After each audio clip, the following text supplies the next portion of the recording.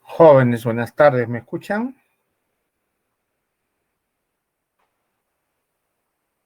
Sí, doctor.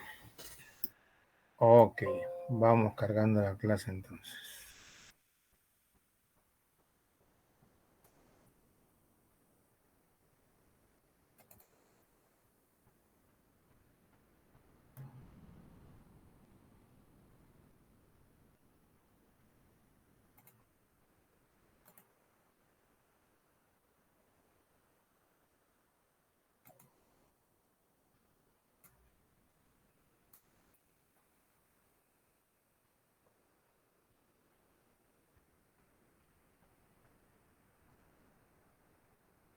Se ve la imagen, ¿no?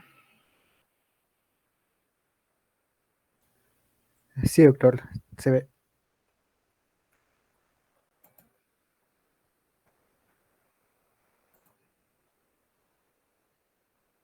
Ahora, Sigue en la carátula. ya, ¿cambió? Sigue en la primera diapositiva. ¿No ha cambiado? No.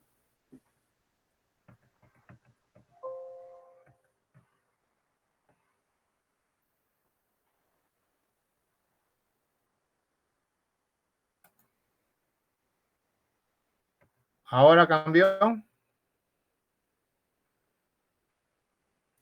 Sí, doctor. Listo.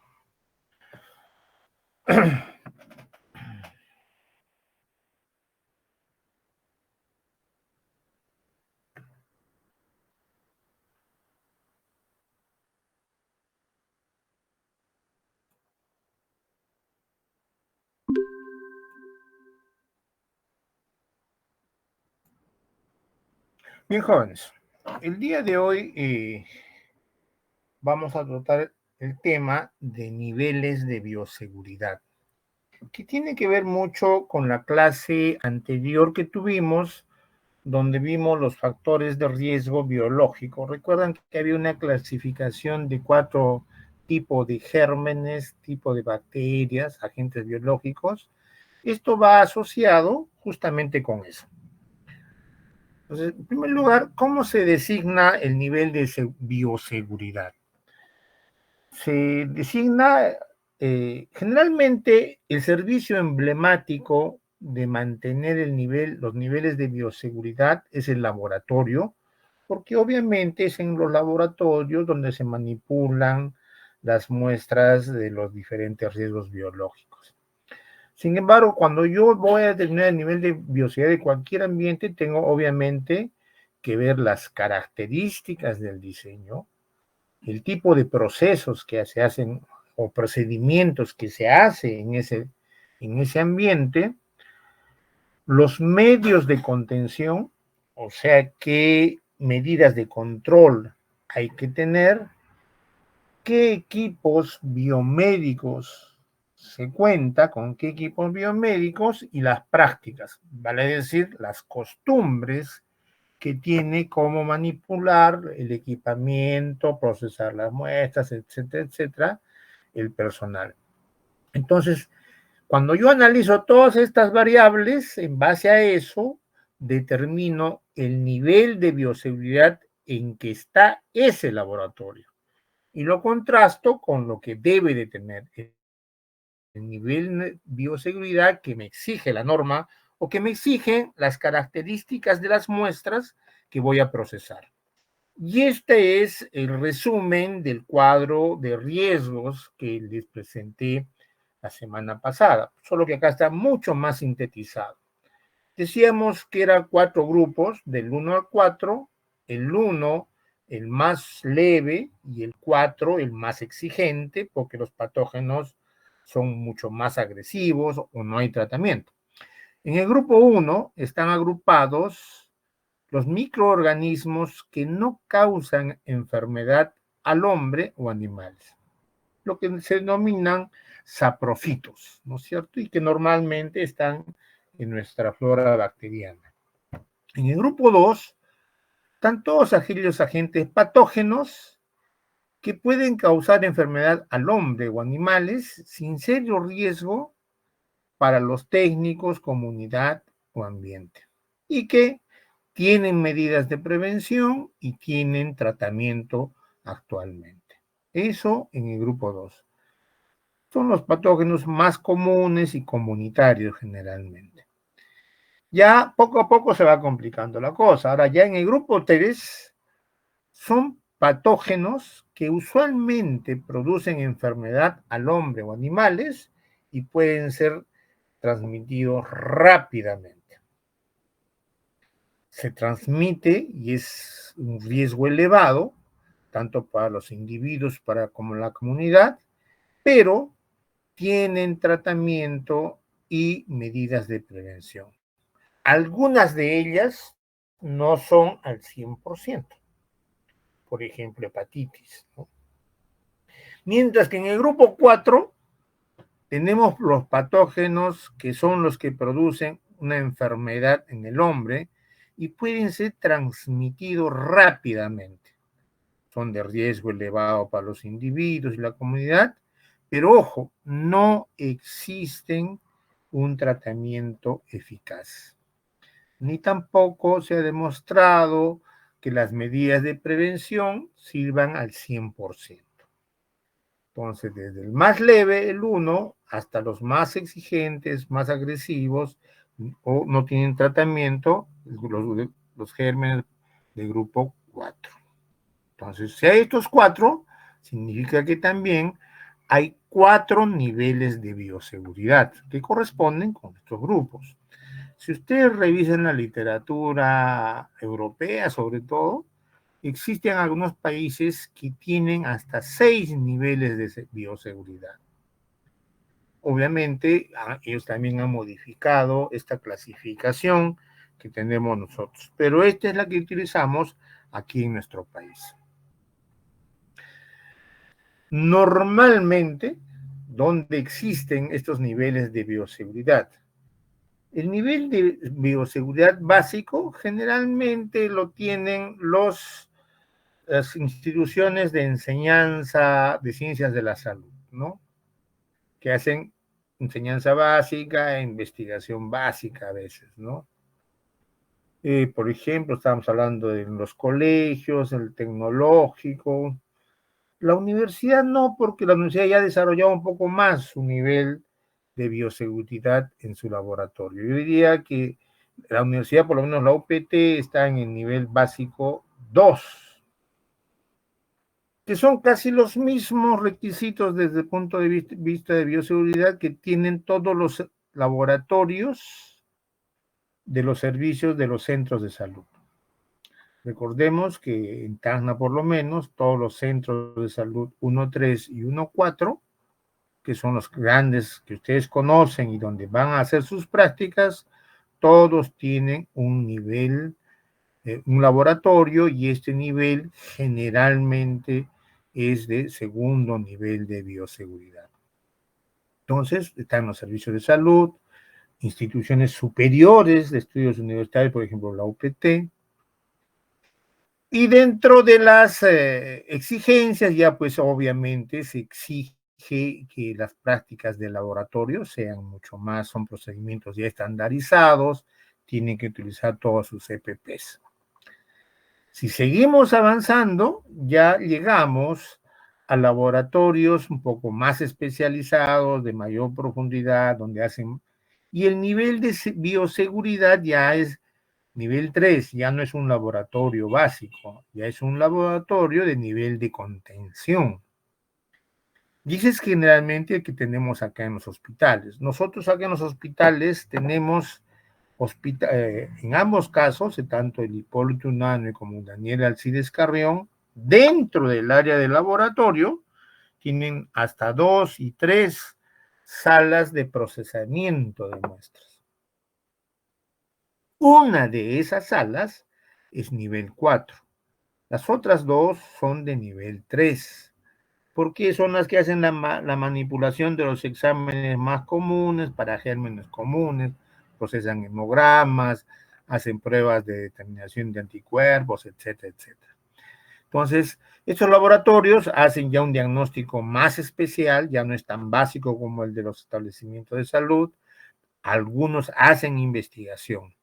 Y obviamente, aparte de usar, en primer lugar, tienen que usar equipos de protección personal especial. En segundo lugar, ya el acceso es controlado, ya cualquiera no puede ingresar, tiene que tener flujo direccional de aire. Eso es lo que diferencia generalmente con los otros laboratorios de nivel básico. Y tienen que tener una cámara extractora de aire. Y finalmente pasamos a los laboratorios de nivel 4, donde se denominan de contención máxima, y las medidas de bioseguridad son mucho más extremas. ¿Pero por qué? Porque obviamente manipulan patógenos peligrosos, altamente contagiantes, pero que sobre todo no tienen tratamiento eficaz actualmente. Entonces, para ingresar a estos laboratorios, la salida es mucho más restringida, perdón, la entrada y salida es mucho más restringida. En muchos casos debiera utilizar cierres neumáticos, unos cierres que prácticamente aíslan el ambiente. Teóricamente, los profesionales deberían ducharse antes de ingresar y después de salir de estos laboratorios.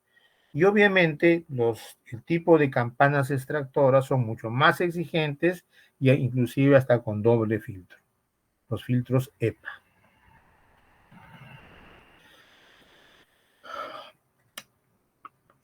Los microorganismos son clasificados, como veíamos, en 4 niveles, pero ¿qué criterios se ha tomado para clasificar a estos microorganismos de esa forma? Se ha tomado en cuenta su contagiosidad, su patogenicidad, su virulencia, su dosis infectiva, dosis letal, existencia o no de tratamiento o de medidas de prevención también, vías de transmisión, la capacidad de extenderse de la población y la capacidad de supervivencia en el ambiente. Ningún germen reúne todas estas características a la vez. Algunos son más contagiosos, otros son más letales, hay otros que son más letales pero menos contagiosos, no se transmiten tan fácilmente. Por ejemplo, COVID, ¿no? Altamente contagioso, patogenicidad regular, la dosis letal tenía que ser un poquito alta, y ahí estamos, ¿no? Pero en cambio, la mayoría de enfermedades tiene una de unas cosas y otra de otras cosas. Sin embargo, no se preocupen, vamos a revisar término por término qué significa. En primer lugar, ¿qué cosa es la infección? Y si infección es lo mismo que contaminación. No es lo mismo. La infección es la entrada y desarrollo o multiplicación de un agente infeccioso en el organismo de una persona o animal. Mientras que la contaminación es la sola presencia de agentes infecciosos vivos en la superficie del cuerpo, prendas de vestir, juguetes u otros objetos inanimados, sustancias como el agua, leche, y no constituyen infección, sino contaminación. Vale decir, si yo solamente encuentro un agente vivo, hasta ahí puedo decir que es contaminación. Para que diga que hay infección, tiene que estar la presencia, tengo que evidenciar la entrada, pero sobre todo, el agente vivo tiene que desarrollarse y multiplicarse. Si lo encuentro, no se desarrolla y no se multiplica, es contaminación. Si se desarrolla y multiplica, es infección. ¿Qué cosa es la infectividad? Es la capacidad del agente infeccioso de poder alojarse y multiplicarse dentro de un huésped. O sea, primero me contamino, me infecto y me empiezo a reproducir. la velocidad y facilidad con que me reproduzco va a ser la infectividad. La medida básica de la infectividad es el número mínimo de partículas infecciosas que se requieren para producir una infección. Un ejemplo, que salen ahorita de clase, supongamos, salen a comer, se compran un sándwich de la esquina, y si ese sándwich de la esquina está contaminado, vamos a poner por una bacteria de salmonela. No vamos a ponerle una, vamos a ponerle 50 bacterias de salmonela. Lo más probable, que ustedes se hayan contaminado, porque ya tienen ahí la bacteria, pero no hacen nada. ¿Por qué? Porque lo más probable no va a producir infección. ¿Por qué? Su dosis es demasiado pequeña, solamente son 50. Esa es una dosis, 50 bacterias que no alcanzan el número mínimo, que se denomina dosis infectante mínima. No alcanza. Pero si ese sándwich tuviera 1000 bacterias, o sea, 1 elevado a la 3, sí, ustedes van a hacer la infección y por lo tanto van a hacer la enfermedad. ¿Por qué? Porque la cantidad encontrada es igual o superior a la dosis infectante. Obviamente hay otros factores que van a influenciar para que hagas o no hagas la enfermedad, ¿no? Por ejemplo, la puerta de entrada, la edad, las características del huésped, por ejemplo, su estado nutricional, su estado de salud, su estado inmunológico. Acá, por ejemplo, tenemos un ejemplo, ¿no? Uno de los virus más agresivos, más, digamos, más contagioso, sarampión. Miren. Por cada caso, contagia 12 a 18.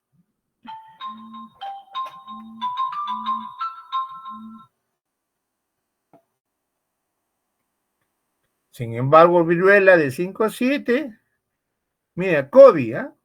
Acá abajo, SARS-CoV de 2 a 5.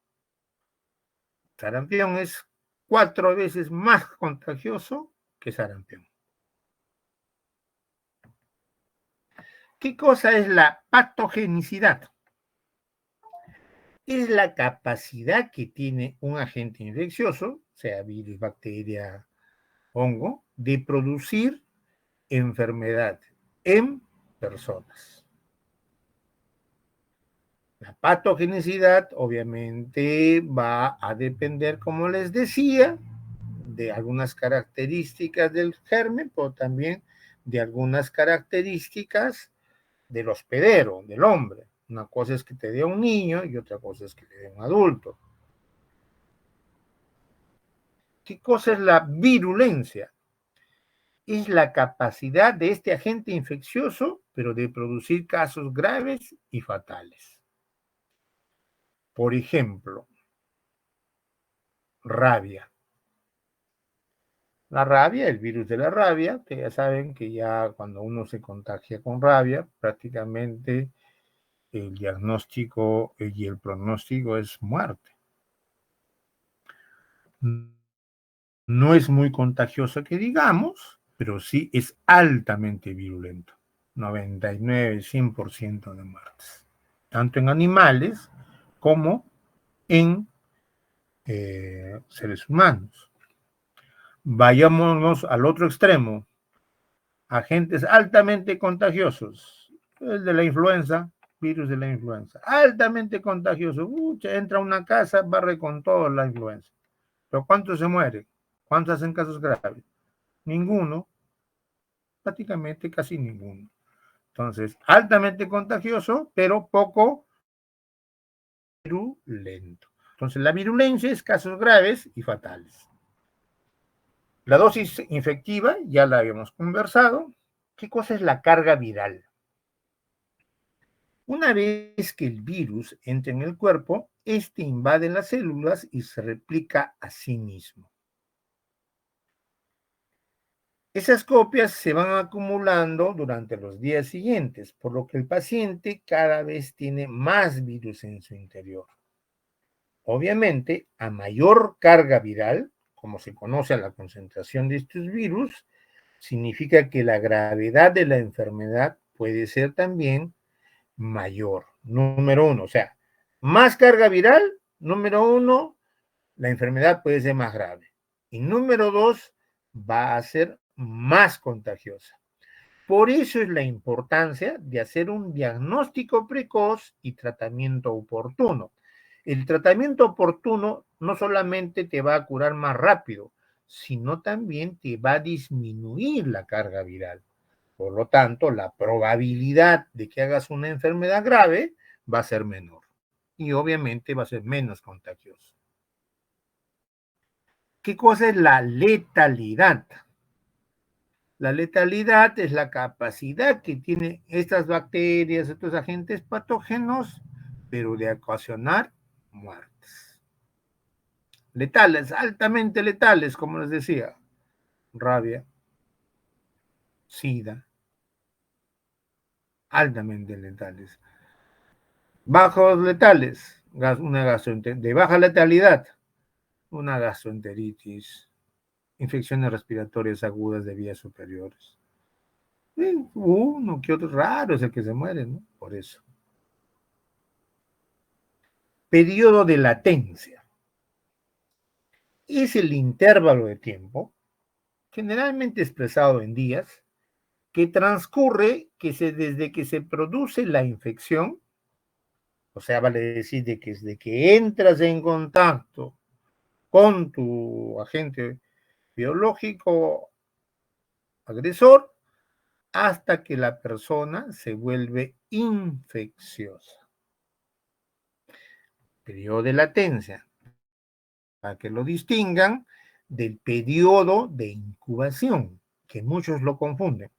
Periodo de incubación es el periodo de tiempo, generalmente expresado en días, por ejemplo, que transcurre entre la exposición al agente infeccioso y la aparición del primer signo o síntoma.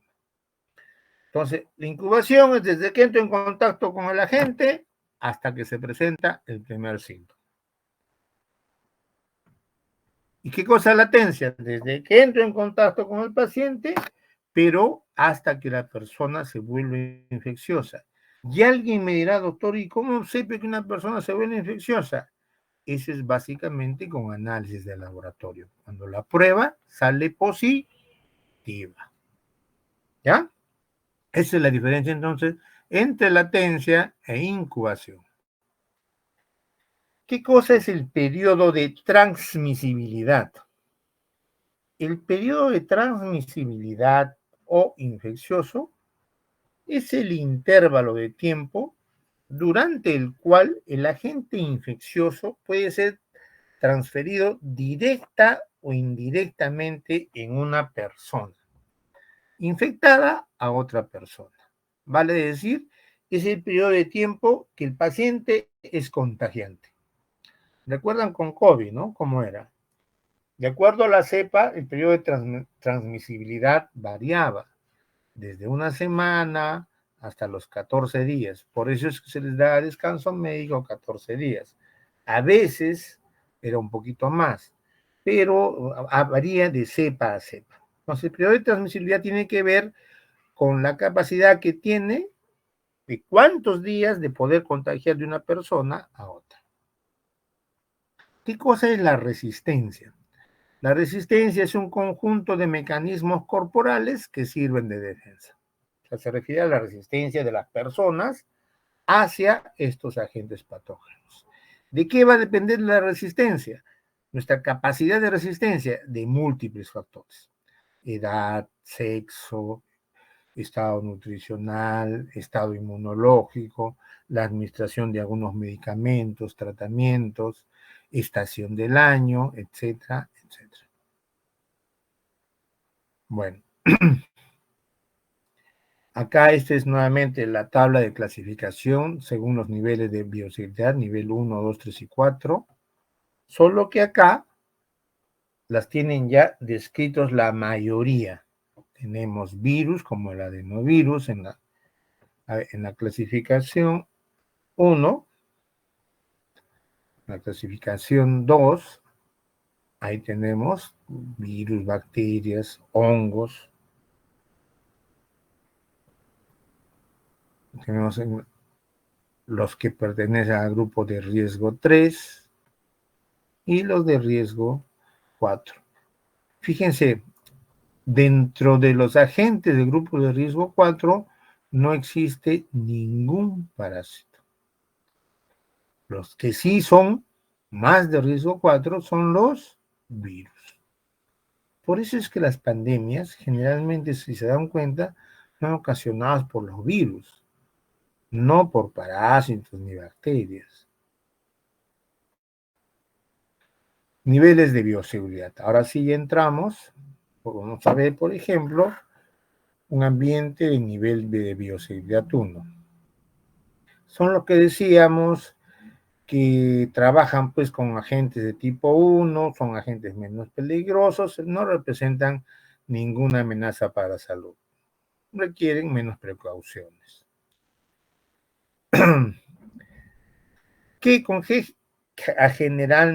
¿Con qué agentes generalmente son los más comunes, ¿no? Bacillus, Neisseria, virus de la hepatitis canina, especies de E. coli.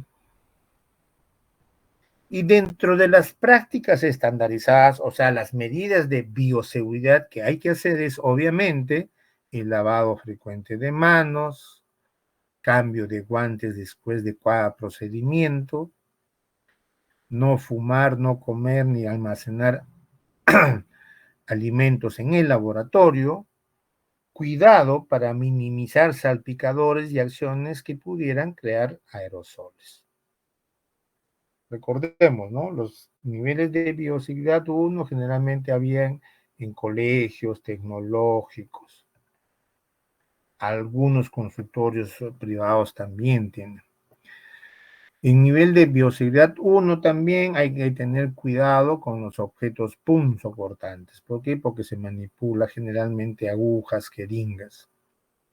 También en estos laboratorios ambientes hay que contar con un programa de mantenimiento contra insectos y roedores.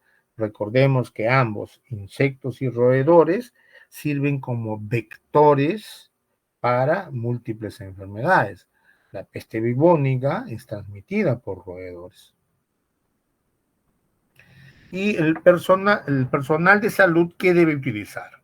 Obviamente debe utilizar equipos de protección personal, que son exactamente los mismos que se estaban utilizando durante la pandemia de COVID, si ustedes se dan cuenta, ¿no? Desde botas, pantalón o mamelucos, mandilones, mascarillas nasofaringes, nasorales, gorros, entre otros. ¿Qué cosas hay que tener en cuenta, ¿no? En primer lugar, y en todos los niveles, una buena técnica de laboratorio. Buena técnica se denomina buenas prácticas de laboratorio, se llama. Respetar las precauciones estándar. Acá no es necesario las cámaras de alto flujo y por lo tanto tampoco es necesario que estas tengan filtros EPA. Los filtros EPA son filtros especialmente para filtrar agentes biológicos. Pasamos a un ambiente tipo de bioseguridad tipo 2, que es lo que debieran tener todos los centros de salud, las universidades. Generalmente estos tipos de laboratorios trabajan con cualquier fluido corporal y se solicita o se halla la presencia de agentes patógenos. A los principales peligros que uno se puede exponer en estos laboratorios, en estos ambientes, son pinchazos accidentales con aguja, infecciones mediante la exposición de ojos y nariz e ingestión de materiales infecciosos. En estos laboratorios se suele trabajar con sarampión, virus de sarampión, salmonella, toxoplasma, Clostridium botulinum y virus de la hepatitis B. Aparte de las precauciones que hay que tomar, estos laboratorios ya deben tener políticas especiales y procedimientos para restringir el acceso al laboratorio mientras se desarrollan los trabajos. Todos los laboratorios tienen esta señal que significa peligro biológico. Todo el personal del laboratorio tiene que estar adecuadamente inmunizado, aparte de sus vacunas normales de cualquier otra persona, virus contra la hepatitis B, COVID, entre otras, y tétanos. Debe contar con su manual de bioseguridad. Esas son las campanas extractoras de aire, donde están trabajando esos señores. Entonces, ellos tienen que respetar las precauciones estándar, como les decía, cualquier laboratorio hay que respetar las precauciones estándar. El acceso tiene que ser limitado, no pueden ingresar al laboratorio niños, embarazadas ni inmunodeprimidos, tienen que utilizar el logotipo de riesgo biológico, tienen que trabajar con presión negativa en la zona de trabajo. La presión negativa son estas campanas extractoras de aire que les he dicho. Pero en este nivel 2 todavía no es necesario el uso de los filtros EPA.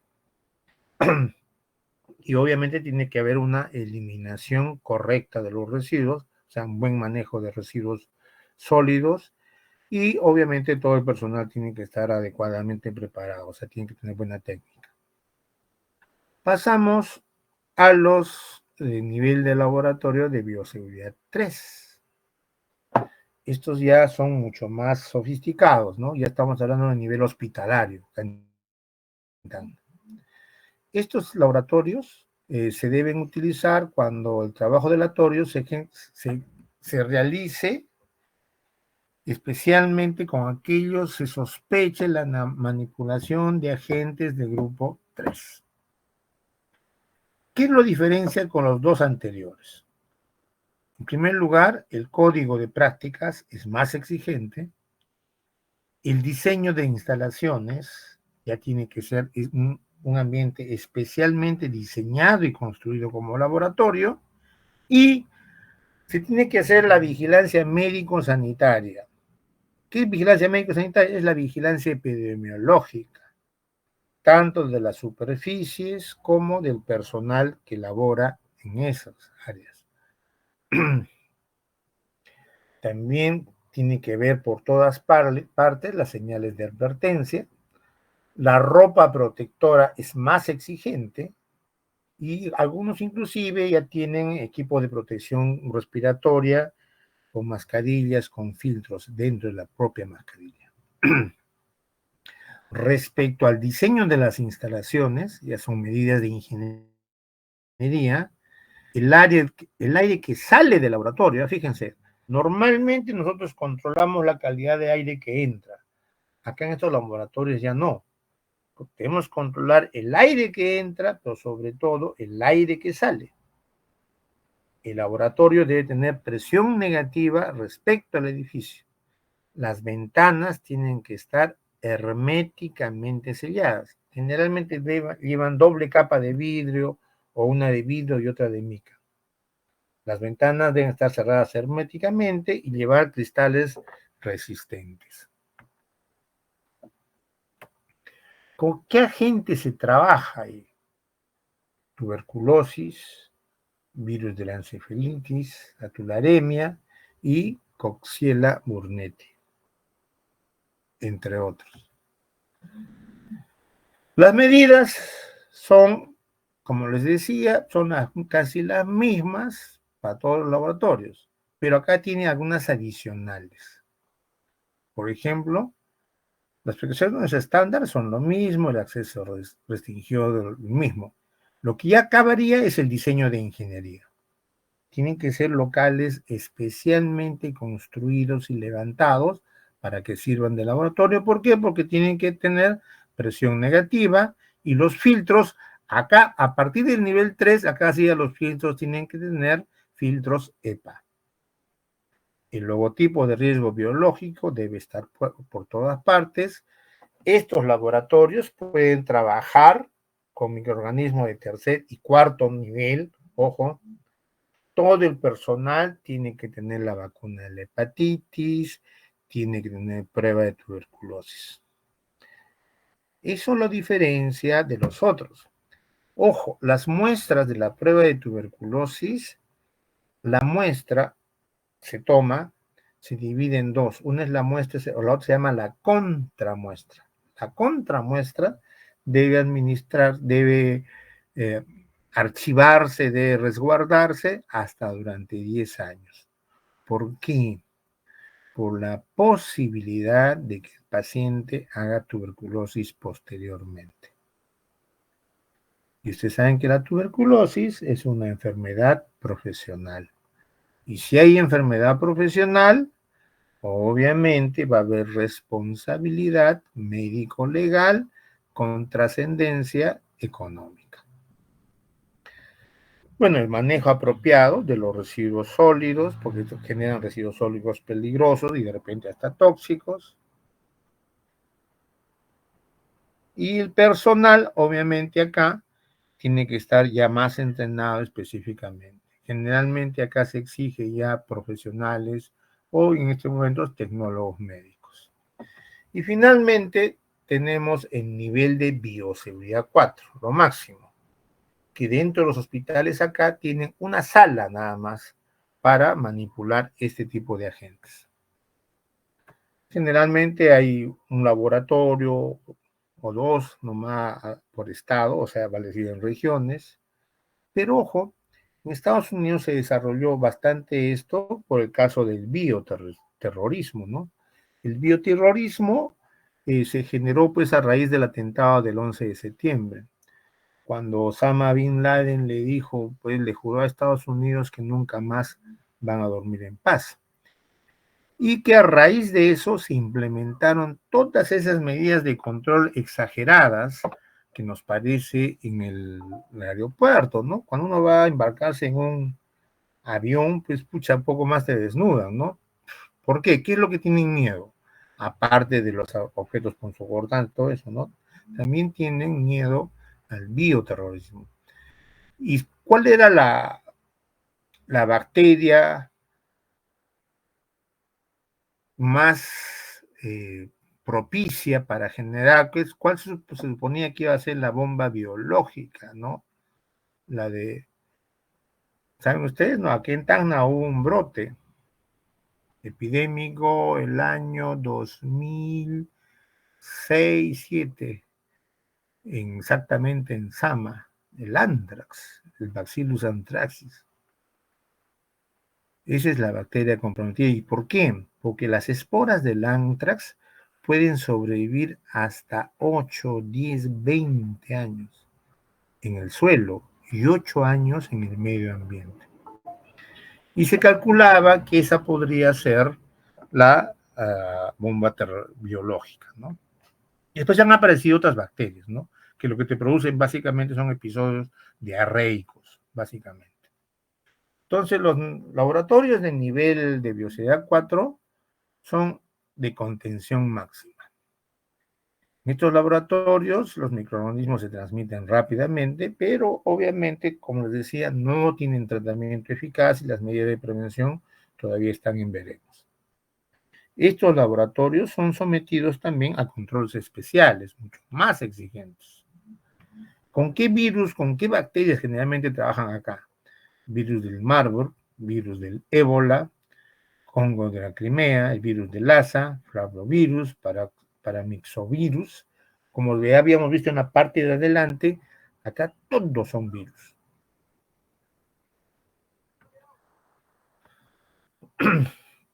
¿Qué medidas de restricción? Obviamente el acceso es estrictamente controlado, ahí no puede entrar cualquiera. Tiene que cambiarse de ropa antes de entrar y a la salida, y con su respectiva ducha todavía. Y obviamente hay que descontaminar todo el material antes de salir del laboratorio. Ustedes ven esas mangas que están debajo de esas campanas. A través de esas mangas es la manipulación de las muestras. O sea, ni siquiera entras en contacto tú directo con las muestras. Es una campana especial y esas mangas son para que por ahí metan la mano los biólogos, los tecnólogos. El logotipo, las cabinas de seguridad biológica, que son cabinas de presión negativa, o sea, extraen el aire, en otras palabras. Aquí las tienen.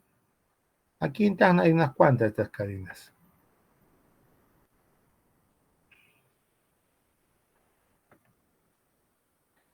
Estas cabinas, las CBS3, ya son mucho más exigentes, pero todos ellos trabajan tanto a la entrada como a la salida del aire con filtro CEPA. Obviamente está de más decirles que su costo es elevado. Por eso es que no existe con facilidad estas cabinas. ¿Cuál es uno de los principales riesgos? Son los derrames. O sea, lo que nosotros llamamos comúnmente se chorrea una muestra. Para eso, supuestamente, todos debemos estar en estos laboratorios con nuestra vestimenta protectora, nuestros EPPs protectores. Tenemos que utilizar toallas de papel, que se van a desechar, pero fíjense, así se desechen estas bolsas, esas toallas de papel usadas, hay que esterilizarlas en autoclave. ¿Para qué? Para que los que manipulan los residuos sólidos no se contaminen. Ese es el motivo. O sea, vale decir, se llama tratamiento de los residuos sólidos. También hay que desinfectar la zona. O sea, una vez que lo sequé, lo limpio y lo desinfecto. ¿Con qué desinfectar? Tenemos desinfectantes químicos, pero también hay desinfectantes físicos, ¿no? La radiación, la luz, lo que yo les decía a veces. Generalmente utilizan ambas cosas. Lavado de manos con antisépticos. Gracias a Dios la pandemia nos ha traído un montón de antisépticos y sobre todo nos ha sensibilizado para que nosotros utilicemos los antisépticos de una forma más cotidiana y no le tengamos tanto miedo, sobre todo. Nuestra bata con la que hemos estado manipulando esa muestra, así no tengamos la certeza y así sea desechable, igual hay que autoclavar la bata. ¿Para qué? Para que la persona, porque son batas descartables, la persona que vaya a manipular esos residuos sólidos no se contamine. Y finalmente hay que comunicar el accidente. ¿A quién? Al jefe del laboratorio. Muy bien, jóvenes. Como verán, todo es muy coherente de acuerdo con el tipo de bacteria, mejor dicho, el nivel de bioseguridad es muy coherente con el tipo de muestras de bacterias que va a procesar y con los procedimientos que se va a hacer. ¿Alguna pregunta, jóvenes?